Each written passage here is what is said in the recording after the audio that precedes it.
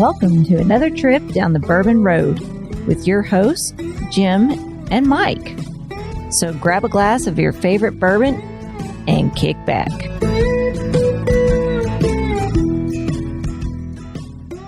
Hey, this is Big Chief, and you're listening to the Bourbon Road. You know what I love to pour in my old fashions is a little maple syrup. Can't be just any maple syrup. It has to be from Seldom Seen Farms up in Ohio. He takes bourbon barrels, pours his syrup in there, and ages it for 6 to 9 months, making for some delicious syrup that you could pour on pancakes. You could pour it on waffles, chicken and waffles like this fat guy likes. But seriously, you want to make a delicious cocktail with some maple syrup and not that old simple syrup.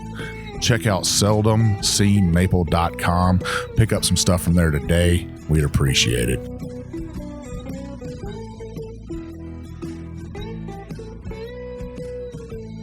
Hello, everybody. I'm Jim Shannon. And I'm Mike Hyatt. And this is the Bourbon Road. And today, Mike, we're kind of wrapping up the 2022 Bourbon on the Banks Festival. Kind of an epic weekend for us. And we've got a couple roadies on with us today. Actually, not just roadies. Longtime OG roadies. Moderators. Good friends. Yeah, they're OG bourbon bullshitters is what they are.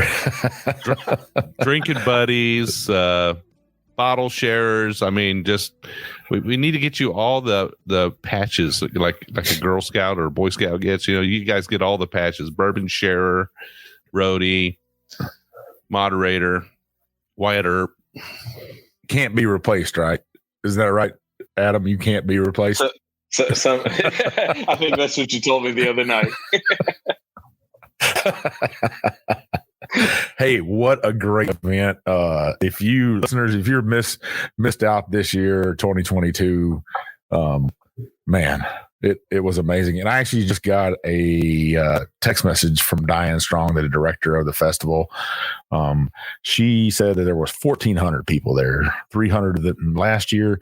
I think some of the attendance numbers were probably a little skewed with travel. I know some people were supposed to fly in from Florida, and flights on the East Coast were delayed, and people just had to cancel. So that might have hurt numbers a little bit. But 1,400 people for a 5-hour event, that is a lot of people. You felt it there. The amount of people just roaming around and just the aura of the whole event. At times, it felt like 1,400 people in the Bourbon Road Lounge. That it did. You know, the Bourbon Road Lounge, we had a different distiller in there this year. We had Leapers Fork from Tennessee. You know, we got great love for those folks down there. April Weller Cantrell came up with her husband, Mark, and Talisa. And she had some good friends to come in there and work their bar with us. Just so many people, right? It was a lot of people. I mean, I would say that, you know, so last year we had a fairly large tent. I don't remember the size of it, Mike, but it was a big tent. This year you brought the jumbo, the big tent. And I'm going to say right now, next year it's not going to be bigger. We have to stop, because that's like putting up the Ringling Brothers Circus. I'll tell you. You don't think if we put a bigger tent up and there's a little Volkswagen Bug drives up there and a bunch of clowns jump out of it, like 50 clowns, to put the tent up.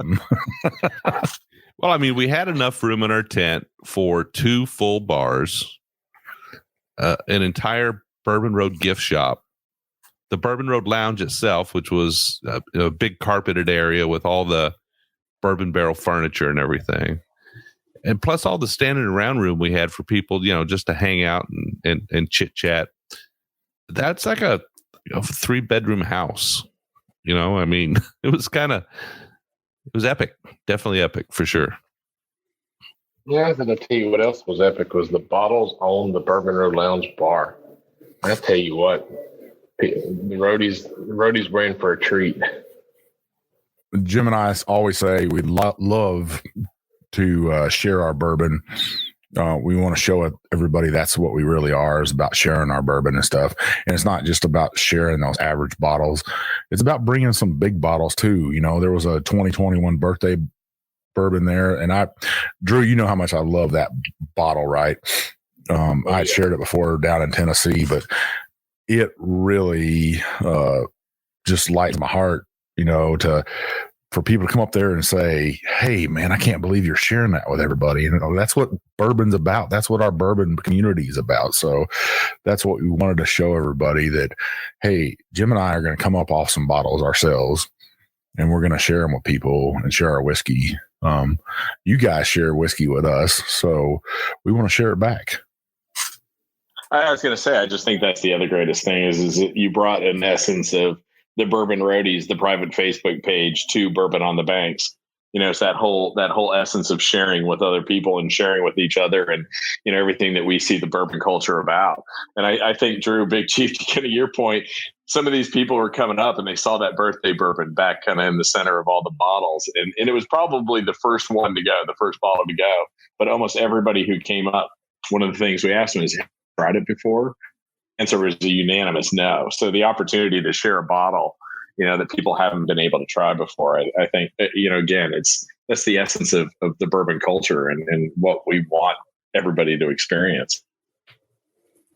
Yeah. And for listeners out there that think that, Old Forester sent us a bottle of birthday bourbon, they did not.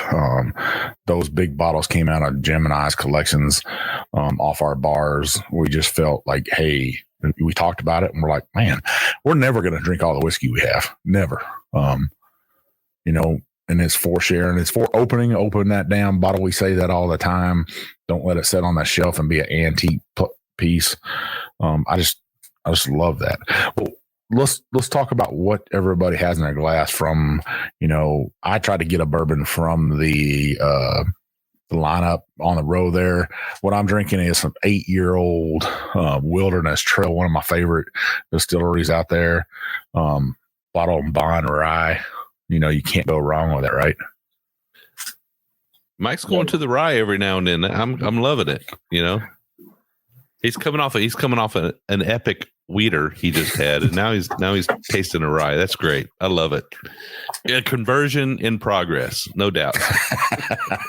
I don't know about all that. What about you? Let me guess what Drew's drinking is some Maker's Mark. Not this time, but I can't speak for section 2 of the show. I'm drinking Russell's 10-year.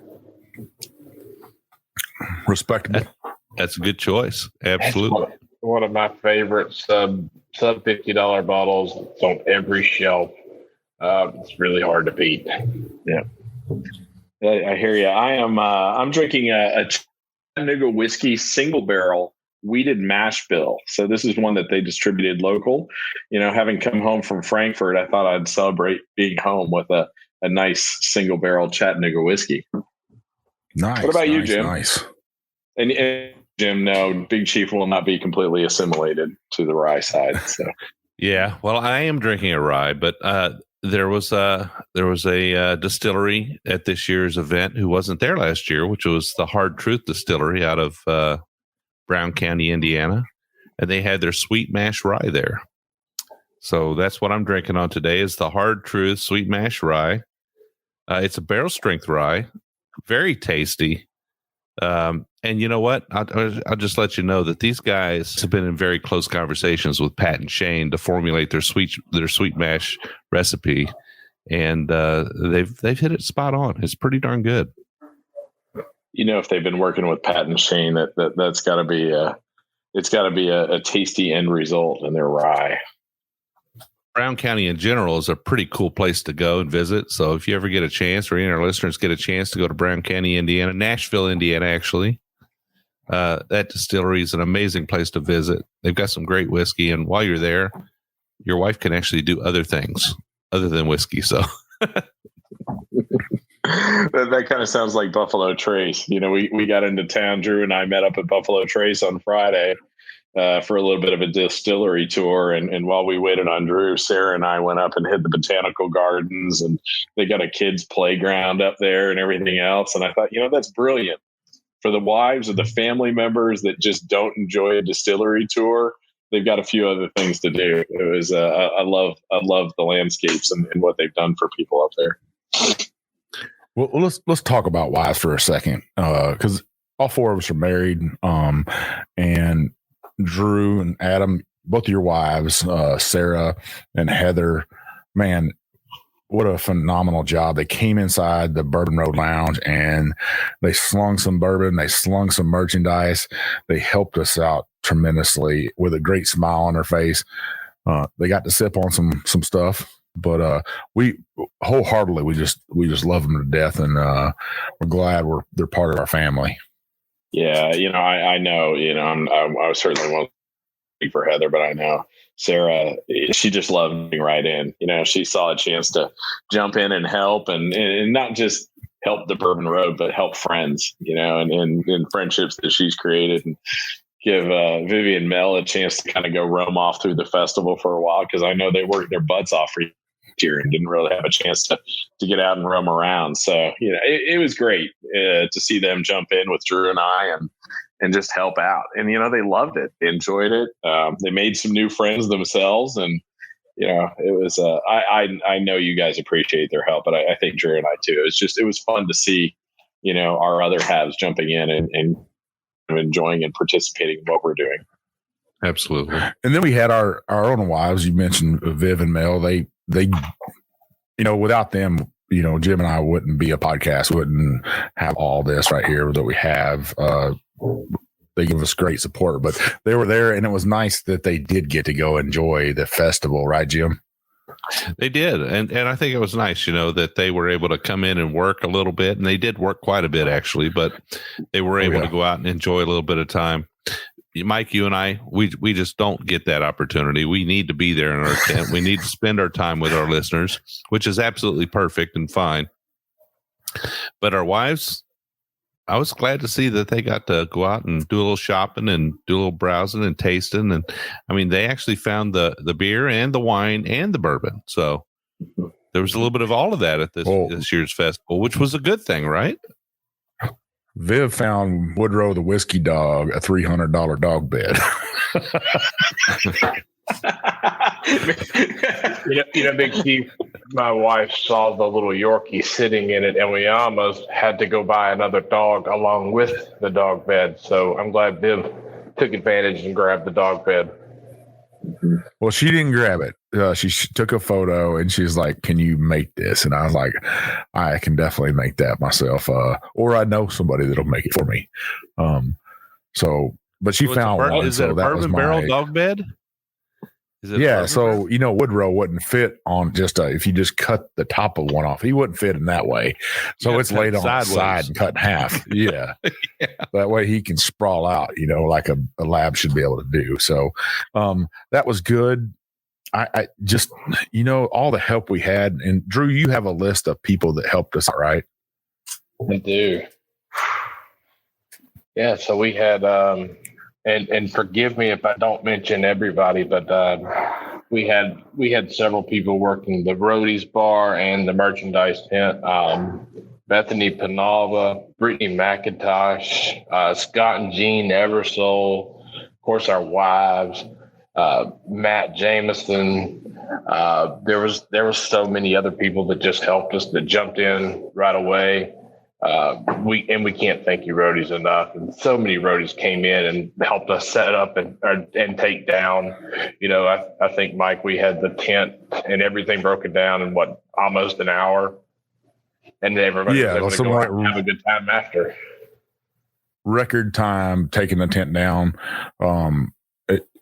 I can't say enough. All that back behind the scenes work that goes on, because it does take a lot to put on a production like that. It is a production, right? To put up a tent and put everything inside of it and put the planning and stuff. Me and Jim are like running around like crazy men trying to get stuff at last minute, getting stuff printed, buying a couple extra things for our tent.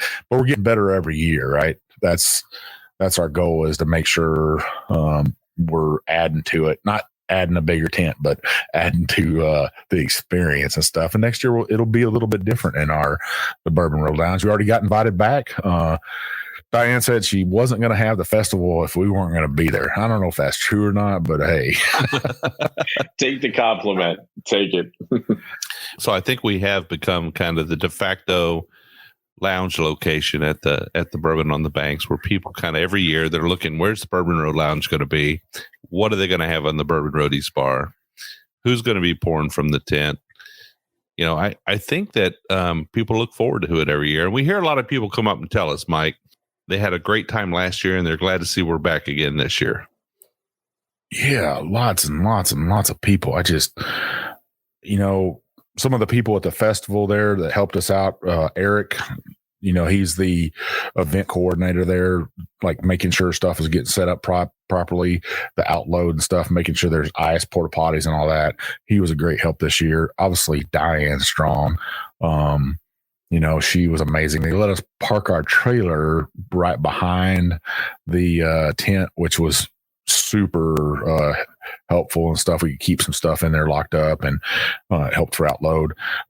Amzie and Renee from the Frankfurt Bourbon Society. Hey, guys, we love you to death. We'll give you a big shout out for helping us. If we needed something, if we needed that barrel pick at the Bourbon Roadie bar so guys and gals could taste it, we had it there. It got emptied. People like that, you know, that go unseen those festivals, we want to give you a shout out. So thank you so much. Yeah, you know, Big Chief, I'd add on to that too. You know, what we're praising people is just all the volunteers that were there. You know, all the people in the orange jackets and everything, and driving the carts around and helping people around and carrying bourbon barrel furniture off for folks who bought it.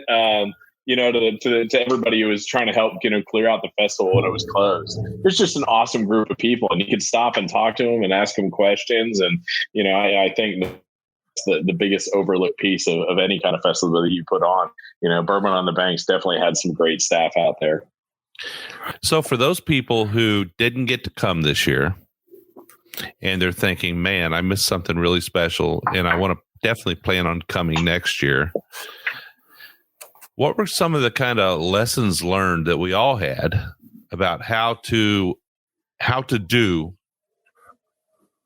Bourbon on the Banks? I mean, I think last year, Mike, you and I stayed at a hotel out near the interstate. And this year we chose to actually bed and breakfast downtown. What do you think about the contrast there? Yeah, the hassle of trying to get out of there with a trailer and everything was hard on us. And it was later in October, so the weather wasn't as perfect as it was this year. So that was a little hassle and stuff. And then you can't enjoy the after party downtown if you don't have a room downtown. So make sure you plan early. We already know the dates for next year. The tentative dates are the VIP auction and dinner and a gathering will be on October 6th, and then October 7th will be the festival. So make sure you go ahead and mark those calendars now. We'll be there. There's going to be this big guy there, and it's going to be his 50th birthday on the 6th. So we'd like you to come to that VIP dinner and celebrate with him. I think there's actually two people with a birthday on the 6th that's going to be there. Yeah. Heather shares a birthday with me, so Heather's going to be there. Hopefully, we were talking about that today. We were hoping everybody's going to come back, but that's the tentative dates right now. Maybe on the second half, we can talk about some things that maybe could get better. We'll talk about the distilleries that are there and stuff like that. What do you think, guys? All right. Yeah, sounds great. Man, Jim, you know what I've really been enjoying lately? Oh, you're going to tell me? Some of that Seldom Seen Farms maple syrup that's been aged in bourbon barrels. It is absolutely delicious, not only in a cocktail, but you can cook with it, right? You can. You absolutely can. Now, Mike, Kevin just sent me a new shipment, so I got a little bit more. And I've been making some beef jerky lately. Really? Yeah. Now I know you're the meat master, but I tried my hand at it. I said, I want to make some beef jerky, and I've got a pretty decent beef jerky recipe, and it's got a little bit of soy sauce, a little bit of Worcestershire, a little bit of, onion powder, garlic powder, those kind of things. But I always put brown sugar in it. Well, this time Kevin sent me a bottle of his granulated maple sugar. Wow. And I decided that I was going to substitute the maple sugar for the brown sugar. Oh, game changer. Let me tell you. Total game changer, huh? Total game changer. some of the best beef jerky you've ever had. So I'm going to make another batch here in about a week, and I'll be sure to get you some. Man, that sounds delicious. Vivian took, and we just got an air fryer like most people got these days, right? And she took and soaked fresh pineapple in that maple syrup and then put it in the air fryer, and it kind of crisped up a little bit. Oh, sounds good. It was just magically delicious. And people probably wonder why we love it so much. Kevin competed in the Maple Festival last year, 2021, and he was named grand champion. That's saying something. So Seldom Seen Farms, grand champion of the 2021 Maple Syrup Festival. Yeah. Wow. That's saying something. Yeah. You're going up against some heavy hitters in maple syrup. And I know we're talking about just the syrup, but, that's something to be proud of.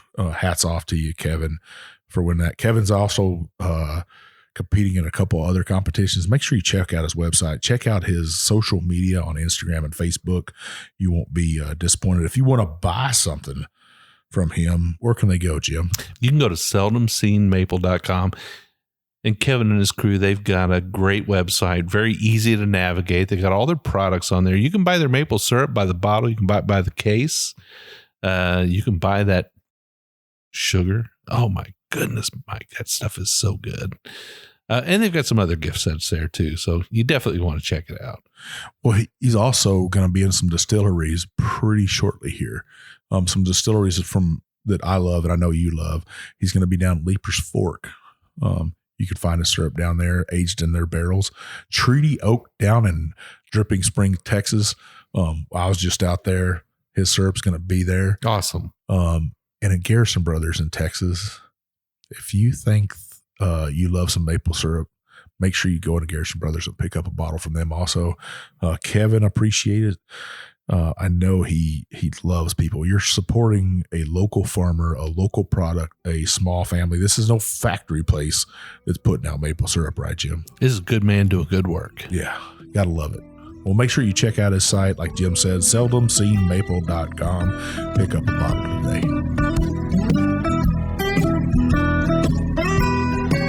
We're talking about the 2022 Bourbon on the Banks in Frankfort, Kentucky, but we're also talking about 2023 and what you need to do to make sure your trip is perfect.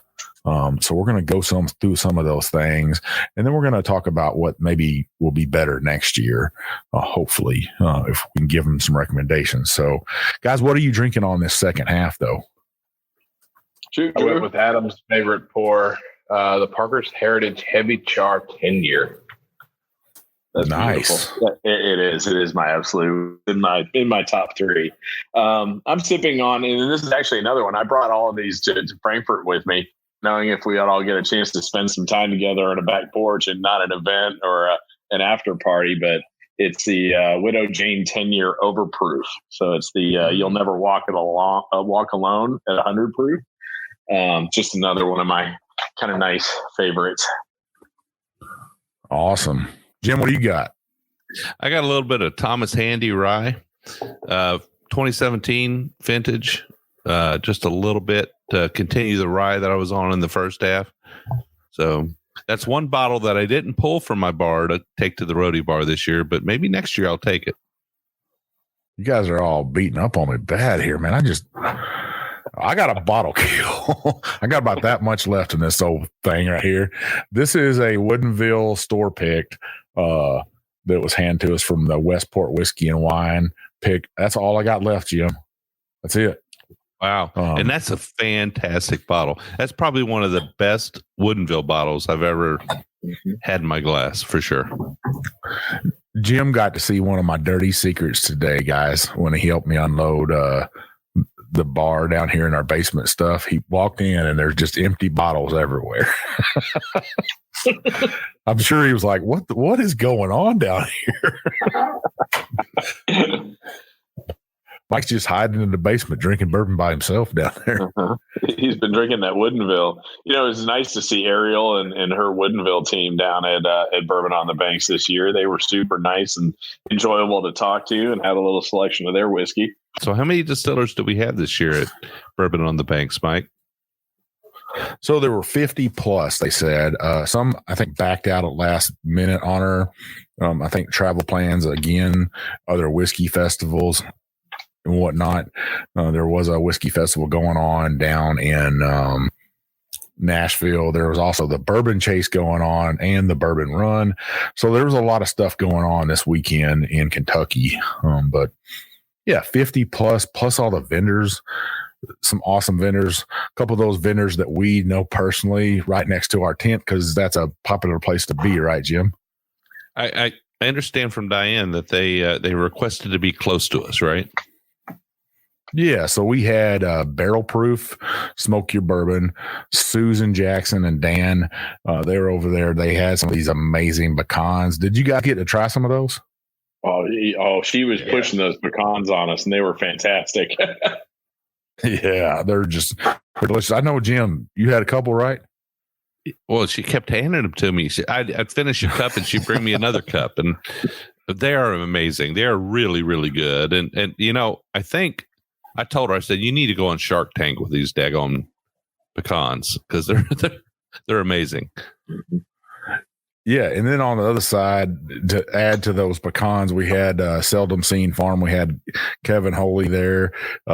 He had his bourbon aged maple syrup. He also had his cotton candy. He had all kinds of stuff, which was just, you know, I love seeing that kind of stuff. Those vendors that want to be next to us and stuff.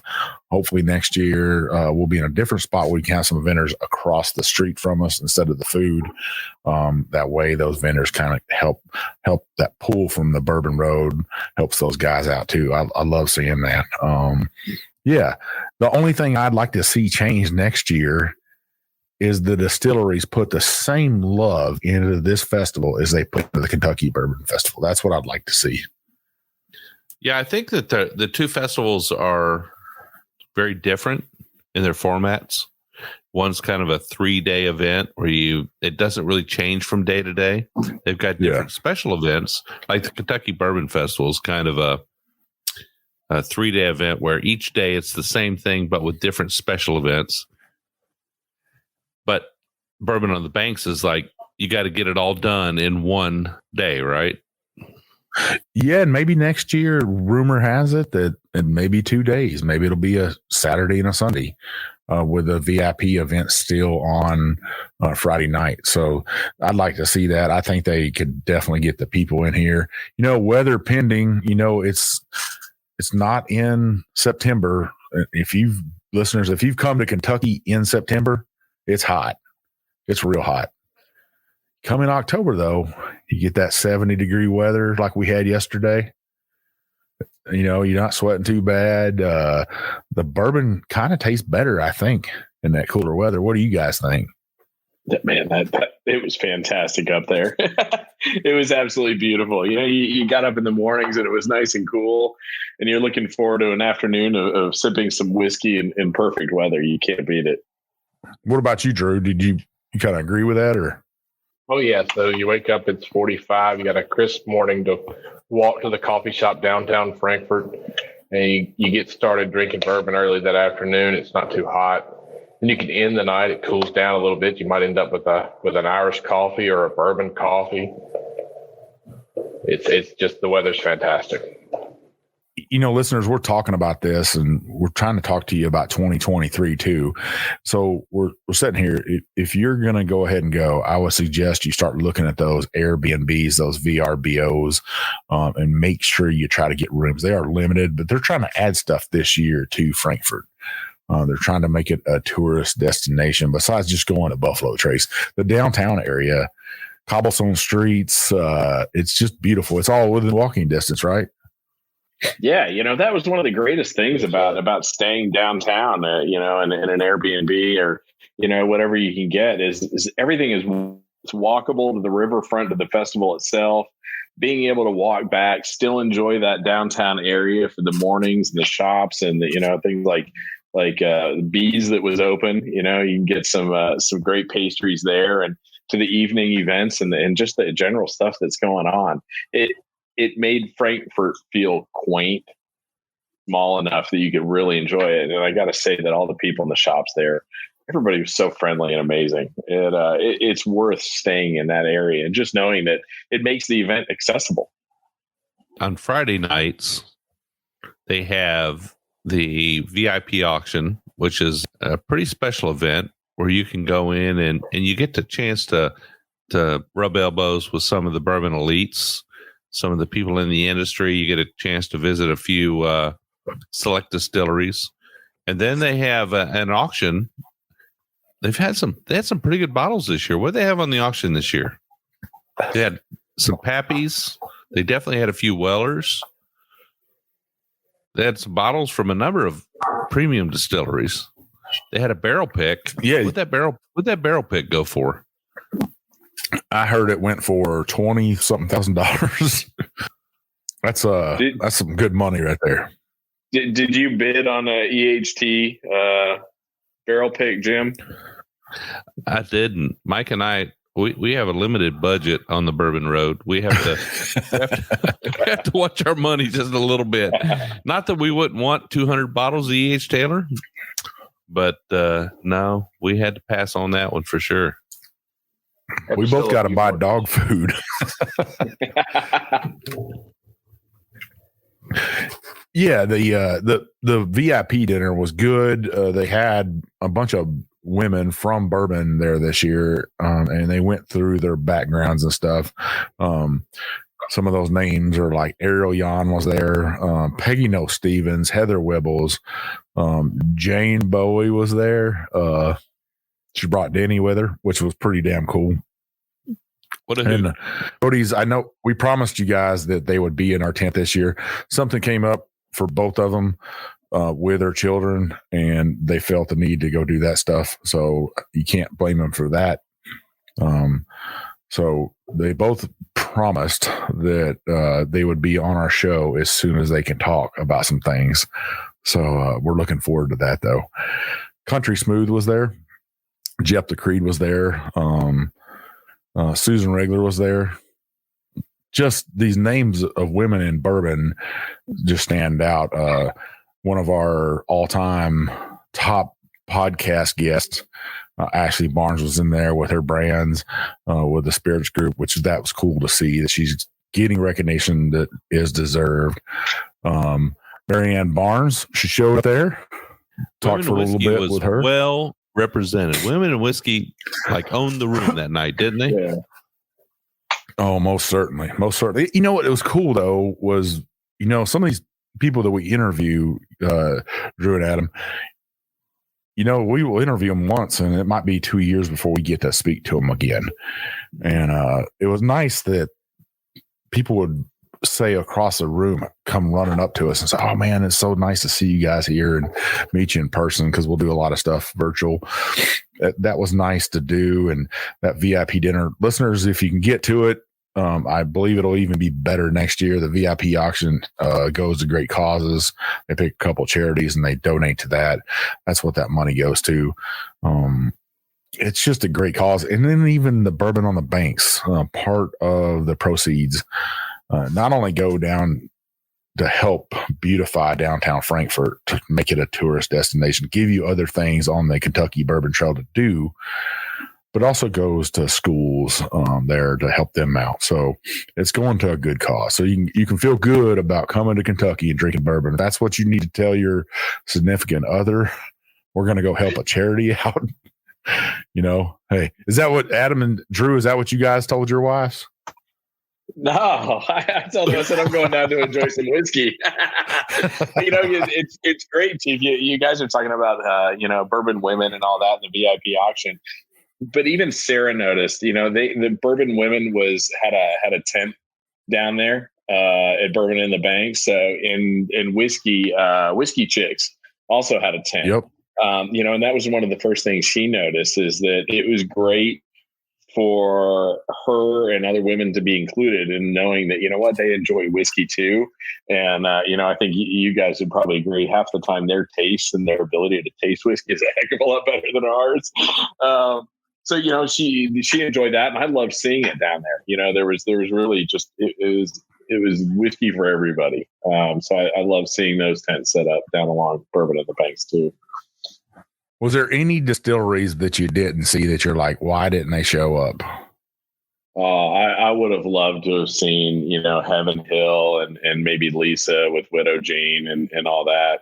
They're all kind of a part of that Heaven Hill family now. I would have seen that down there. Some of those distilleries. It was great to see Castle and Key with their pull up down there and Wilderness Trail being there. Those are some of my favorites. Absolutely. But I definitely would have liked to have seen a little bit presence from Heaven and Hill and maybe some of their subsidiaries and some of the bourbon and whiskey companies they have. Yeah, I think those companies are starting to get word of it, but go ahead, Drew. Mm-hmm. Well, no, I was going to add on to that, and especially talking about bourbon women, I would have loved to have seen old Dominic there. Granted, I'm from Memphis and have me a little bias, but old Dominic, and then would have really liked to see Lux Row, especially with their recent buyout. Just kind of really like to see what's changing and see what may be coming with their big changes. Yeah. On the flip side, there were a lot of, smaller distilleries and some distilleries I had never heard of, with their whiskeys and options. So that was a great part of it. While I can say, hey, here's some I might have liked to have seen, there were a lot there that, I hadn't had exposure to. So having that exposure was, I think, was wonderful because, the more I know about the whiskey industry and what's available to me, and things that I can taste and try is a wonderful thing. And I think that's a part of what these festivals represent for people. Yeah, I agree with you. Jim, what do you think, man? You think that they were missing a couple? Yeah, I think there were a few. Well, obviously, I mean, when you have 3,500 distilleries in the U.S. and 50 distilleries show up for an event, there's always a number of distilleries that you can name off that you wish were there. But I think there was a good representation. I think there was a nice splattering of distilleries from not only in Kentucky, but from outside of Kentucky. The nice thing this year was bottle sales, right? Kentucky distilleries were able to actually sell their bottles at the show, which was kind of cool. Yeah, I think they weren't getting a sale, but I still don't think they worked all the bugs out yet. And I seen that same thing at the Kentucky Bourbon Festival, where the craft distilleries are still having those issues. Out of state people are still having those issues, and I think eventually we're going to get this ironed out. Stuff takes a while. You know how that red tape is, right, Jim? Well, I think the laws are clear, but the problem is it takes a while for everybody to catch up with what the laws are, right? Mm-hmm. So, yeah, the out-of-state distilleries definitely weren't able to distribute their whiskey unless they had an in-state distributor, right? But what did they have? They had Capital Cellars there? No, Capital was there offering some bottles for people. Certainly, they had some Spirits of French Lick, and they actually had some Huling Station, Drew. So they had some options to purchase, but it was really more from the Capital Liquors. It was, I think, the store down there in Frankfurt. So this year, Mike, some of the distilleries were able to actually sell their bottles at the event. Now, we know there was a recent law in Kentucky that changed that allowed distilleries to actually sell their bottles at special events where they have a tent and they're doing tastings. I think the law's kind of young. It's new. Not everybody's figured out all the nuances of the law yet.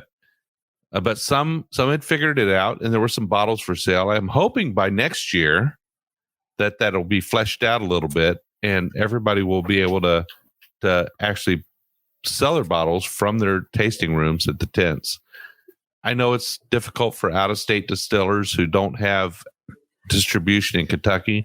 There's really no answer for them. But if you've got distribution in Kentucky, you have an opportunity. So maybe next year there'll be a lot more bottles available. And you can come to this event and you can walk away with a few cases. Yeah, I think somebody figured it out. A lot hadn't. It's just stuff takes time.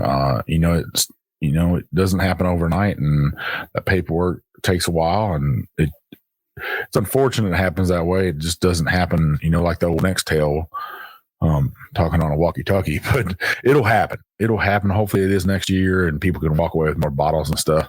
But heck, it's not like you couldn't try some whiskey while you're there. If their distilleries didn't have enough whiskey, bourbon, you surely could have came down to the Bourbon Road Lounge and got yourself a taste. That's for sure. The one thing that I just am flabbergasted by is that we're in Frankfort, Kentucky. I woke up that morning. First thing I walked outside, that nice cool air. I could smell the mash cooking. Ooh, could I smell it? It smelled beautiful. We were down there putting that tent up, Jim, that morning, and I was like, man, it smells good down here, Jim. I just had drool, just drooling like a Woodrow does.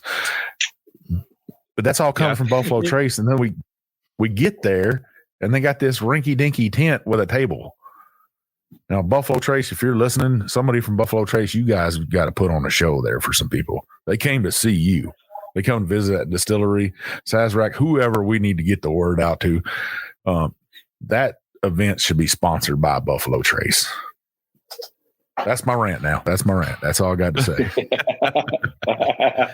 I think they did come on strong for the VIP event, right? So they had quite a few bottles on the VIP event that were up for the auction. They do great for that.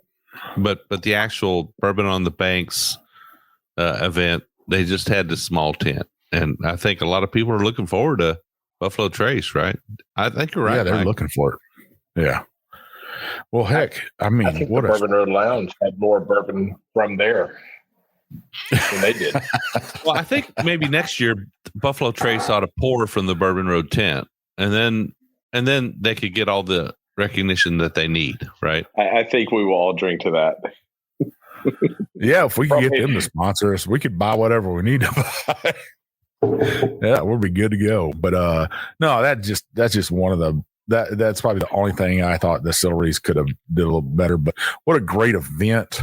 Let's give a shout out to a guy that helped us tear down. He stayed there till the end.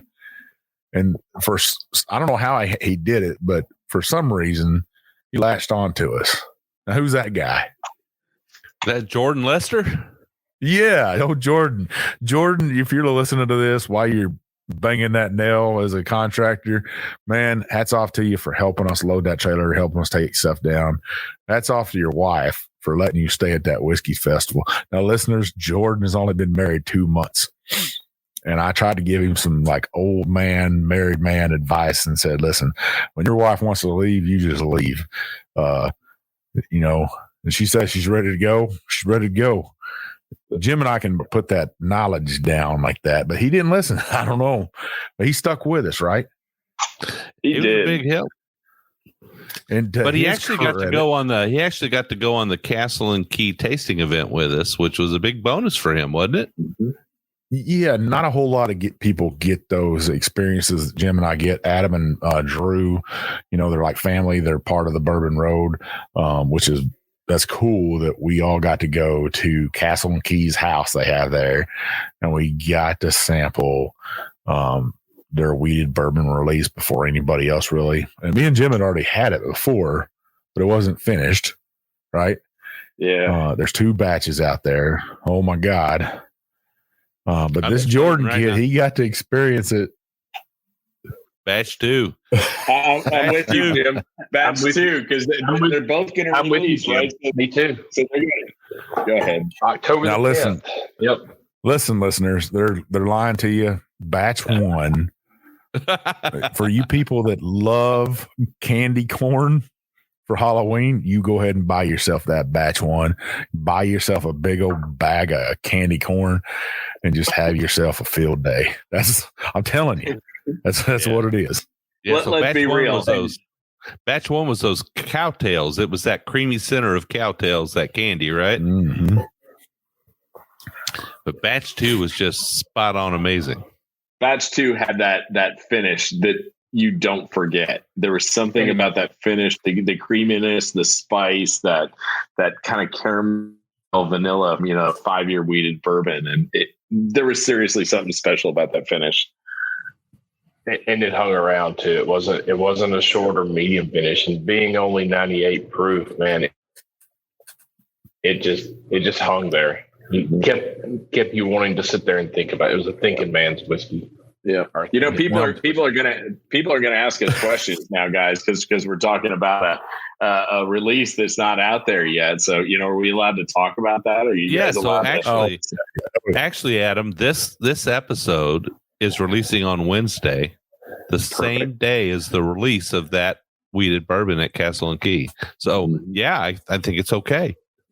Fantastic. And while we sit here and we argue about both batches 1 and 2 are going to release it pretty much at the same time, right? That's right. Yep. I went ahead and scheduled myself a dentist appointment after I drank that batch 1 because I had a second glass of it. I thought I might have a cavity this morning or something. It's so sweet. I mean, it's sugary. Yes, sir. I loved it. No, but batch 2 was great too. It had that spice to it. It had that mouthfeel you're looking for. It did have that long finish to it. Just stuck with you. So I'm looking forward to both of them. Hopefully, Jim and I are supposed to get bottles to do a dual review. We promise you that. We haven't did that before. I haven't seen anybody do a side-by-side dual review. So that'll be something new to the Bourbon Road podcast. We hope you check that out. You'll be able to see if you can change each other's minds, which I doubt is going to happen. But you're going to have that opportunity. And I think we're sneaking in a little something into the Bourbon on the Banks for everybody in the middle of podcast. Hey, here's a little surprise. Yeah, I think that's one of the strengths of Mike and I is that we like different things. So when we review them, we have different opinions, and those opinions sometimes oppose each other. Sometimes they're in line, but people get an honest representation of what two different palates like, right? So that's good. And I think we got to give a shout out to the guy that invited us, John Newton, his wife. It was past their kids' bedtime, and they just invited us in, and we just had the best time. And I can't thank them enough. Yep. Jim and Mike, I think of the next Bourbon in the Banks, I want to see you guys get out and roam around. We got to get you out of that tent and roaming. We had a lot of the other vendors coming and visiting the tent and having some drinks from the tent and time. I think we got to get you out roaming around, almost like a Where's Waldo. We're going to have people hunt you down in the festival. Not that they can miss you, but. Well, let's give a shout out to some other social media that was there. So it's Bourbon Night. They were there doing a great job. And then our great friends, Logan and Mac from Basement Rick House on TikTok, they were there. Both couples said, we appreciate you guys and for sending people to us. That's 2 venues that you can go watch whiskey on YouTube and on TikTok. We want you to go check those people out. They were there. There were several others though. I could just keep naming them off. Whitetails and Whiskey, Bourbon Life was there. He was walking around with his son. We also had guys from Ohio up there, Scotchy Bourbon boys. They were walking around out there. We ran into them at the festival, and we ran into them at pizza afterwards too. They were eating pizza. Yeah, they were eating. Man, they ate pizza with us. Yeah, in Buddy's Pizza Shop. So, well, listeners, make sure you go ahead and plan for next year. If you need to know what you need to do or where you need to go, you can always check out our webpage. There's always great content on there to check venues and stuff out, check where to stay and stuff. Reach out to us.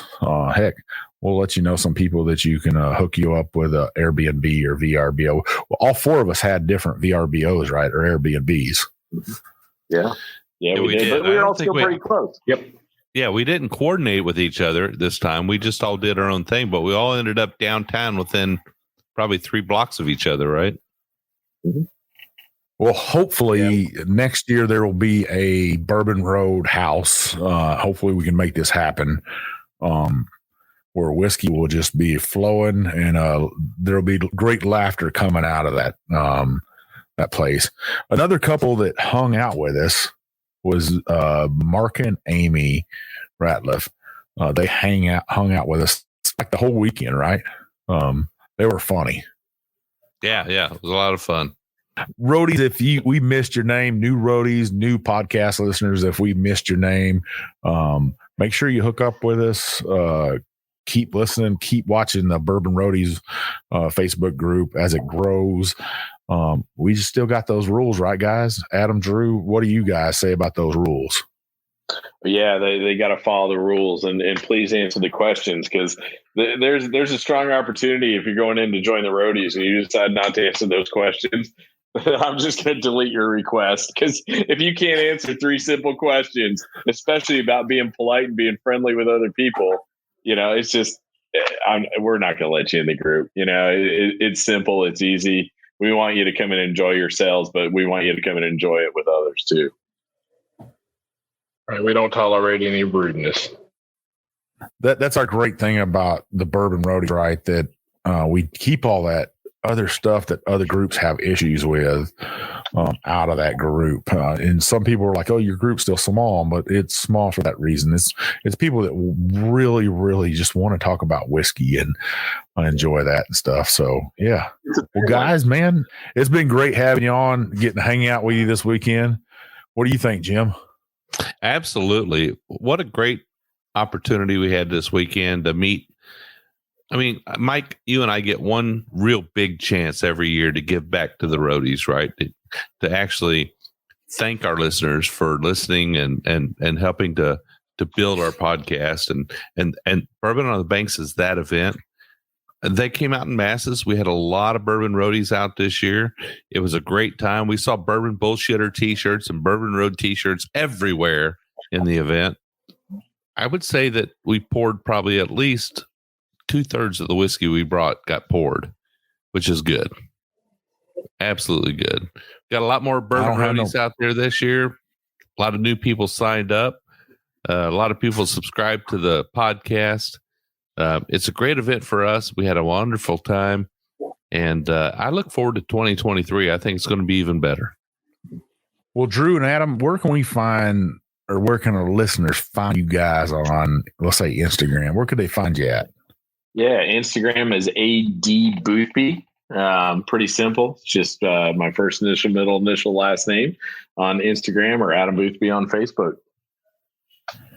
What about you, Drew? Yeah, and I'm Drew A19 on Instagram and just Drew Allen on Facebook. I'm sure you can always find us through the roadies. We're pretty active in there. Yeah, that's the place to find them, the Bourbon Roadies. All right, guys. Well, we appreciate you coming on, spending the evening with us, talking about whiskey, drinking some whiskey and stuff.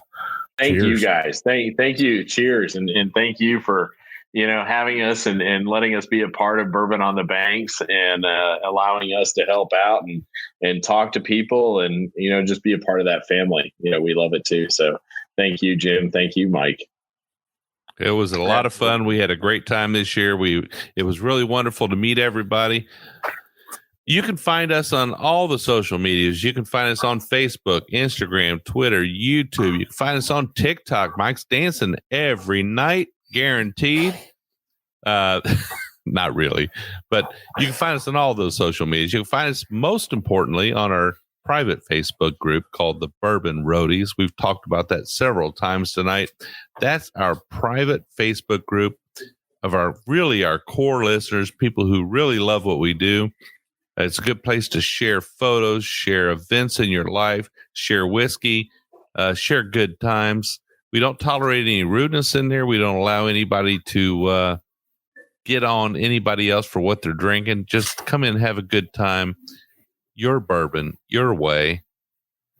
Well, we do 2 shows every single week. Every week we do a Monday episode called our Craft Distillery episode. We'll feature a single expression from a craft distillery, sometimes a big boy, but we'll focus in on that expression. We'll taste it. We'll talk about it. We'll give our tasting notes. We'll let you know whether or not we think you should add it to your bar. Every Wednesday, we'll do a full-length episode. We'll deep dive a subject. We'll have a guest on. We'll drink through several expressions. Mike and I'll give you 30 minutes to get you to work, 30 minutes to get you home. 2 episodes every single week. Mike, what do they have to do to make sure they don't miss one? So, listeners, what you need to do is scroll up the top of that app, hit that check sign, that subscribe sign, that plus sign, whatever you got to do to let that app know you. God dang it. So, listeners, scroll up to the top of that app, hit that check sign, that plus sign, that subscribe sign, that app will tell you, hey, these two jokers have a show out today and you need to listen to it.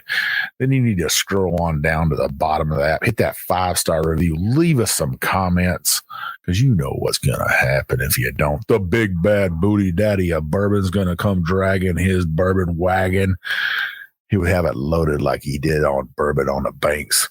We'll drink all night long. By the end of the night, I guarantee you'll leave us that 5-star review and some comments. But seriously, those comments, those reviews open up doors to distilleries. It gets great whiskey in our hands, do great reviews for you. Tell you what you should have on your shelf. We'd really appreciate it. So Mike and I are very approachable. You can reach out to us, on our website. If you got an idea for a bottle or a guest or a topic for a show, make sure jump onto our contact us page, send us a message, let Mike and I know what you're thinking. We'll get right on it. You can also send us an email. I'm Jim@thebourbonroad.com. He's Mike@thebourbonroad.com. But like we always say, probably the best way, hit up our DMs on Instagram. I'm JShannon63. I'm Big Bourbon Chief. And we'll see you down the Bourbon Road.